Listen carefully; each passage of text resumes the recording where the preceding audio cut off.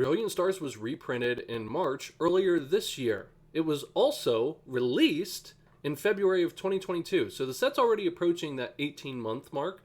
And generally, when we're looking at 18 to 24 months, we don't see reprints past that historically. After that, especially after that 24-month period, is now the time to buy? Let's jump into things. Hello, beautiful people. Captain Zack Sparrow. Hope you're having a great day today. Let's jump right into things. So I'm just looking at booster boxes right out of the gate here. I want to jump into the recent price history of this. As you can see, we're looking at the last year of data here. So I just want to showcase booster box prices were sitting around $143.76 on TCG Player, so about $143. And then you're looking at it a year later, after this reprint, right, that occurred in March, it's still sitting around $143. You can buy that on the Pokemon Center. You can buy it across the board around the $140 price point. Okay, so that's good to know. Now, do I think that we're going to see reprints before the end of the year or within the next 6 months or so? I find that unlikely, especially when prices are trending around this point. They could print at this point. However, if I have not bought in, let's go ahead and analyze a few things real quick. I want to analyze some of the top chase cards of the set right now. So let's look at the Charizard V right now. This particular card a year ago was trending right around $175, and now you're looking at $128. And there's a big reason for this, that we started to see this downtick for this price for this particular card, which is there are nearly 6,000 PSA 10 copies of this Charizard V card. Okay, let's keep this in mind. Moving forward, I can point to dozens, countless older cards that are much more rare and difficult to grade than this Charizard V. I'm not saying that's a good or a bad thing. I just want to outline, hey, this is where we're at in the market right now. I also understand that demand certainly plays a role in this, but it's something to keep in mind. This is not a rare card. It is not hard to grade. So we have to keep this in mind, which is why we've probably seen prices just get toppled over the last year. Now, let's move on to this Charizard vstar. $107 roundabouts on TCG Player a year ago. Now you're looking at nearly half that a year later. And there's another reason for this too. PSA 10 copies for this particular card. You're also looking at nearly 6,000 copies of this in a PSA 10. It's not hard to grade. It's not hard to get. Now, as far as not hard to get, yes, they have decently hard pull rates, but there's a plethora of these cards out on the market right now. So this is something that I try to analyze when I'm looking to buy into a set. Let's look at the top chase cards, see how those are performing. Are they competitively viable? Why or why not? Now, let's move on to the Arceus V card. Similar story here. Not as drastic, but you're looking at like $30 last year, and now it's trending still around, oh, that's a misleading thing. Here we go, $40, excuse me. So it was turning around $41 this time last year, and about $29. Sorry, I don't have all the prices memorized, guys. Around $29 now. Let's go ahead and jump over to similar story with now this one is interesting. The Ultra Ball Secret card here. You were looking at prices around that $20 mark, trending up to $24, so nothing crazy percentage growth-wise. However, you are starting to see it trend up just a little bit. This particular card, as well as the Arceus V card. The Arceus V card, you're looking at 2,200 copies in PSA 10. That's still not rare. Now, the Ultra Ball Secret right here, this card, you're looking at 205 copies in a PSA 10. And I'm pretty sure I know why, but hold that thought. Let's go ahead and move on to the last card that I wanted to showcase here for you guys, which would be this Charizard V card. As you can see here, just like your X, it started to go down after a while. It was trending at around $33, $34 a year ago. Now you're looking at like $20, $21 this time around. Similar story with this card. Are you finding a trend here, guys? Around 2,000 PSA 10 copies for this particular card. Let's talk about pull rates. We don't talk about that too often.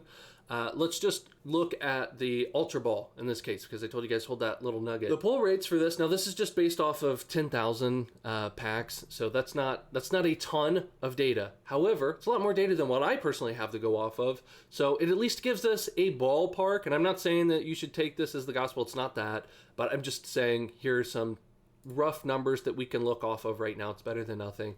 So with the Ultra Ball pull rate, you're looking at 1 out of 540. Now, I wanted to compare this compared to one of the top cards right now, which would be this Charizard V card. The top card is 1 out of 490. So the pull rates are pretty much the same for these cards. Now, why are there only 200 copies of this card? people aren't grading this card. It's really that simple. It comes from the same set. It was reprinted at the same time. They have the same pull rates. We already know that. And there are thousands of copies of this particular card. There are thousands of them. For this card, there are nearly 6,000 of these in a PSA 10. There are only 200 of these. That does not mean that this is a really rare card, I need to buy into this card. It just means, hey, people simply haven't graded it because it's just a little gold Ultra Ball. Now, no offense if that's your favorite. Man, would you say that's your favorite Pokemon? That's pretty lame. I hope you have a cooler Pokemon than that. This is a Pokeball. This isn't even the first gold Ultra Ball we've seen. So it's not unique in that aspect. We know it's not rare. There could be a dumpster of this product dumped on the market at any time.